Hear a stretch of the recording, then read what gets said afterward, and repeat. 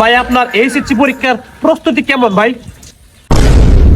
খুবই ভালো, খুবই ভালো। আমি সব পারি, লেখাপড়া করতেছি, ডিস্টার্ব করেন না। দর্শক ভাইটিকে দেখে মনে হচ্ছে সে অনেক বড় ছাত্র, সে আমার সাথে কথা বলতেই পারছে না, তার পড়ালেখার এত ব্যস্ত। আচ্ছা ভাই, একটা প্রশ্ন ভাই, ভাই আপনি কোন বিভাগের ছাত্র ভাই? ঢাকা বিভাগ, ঢাকা।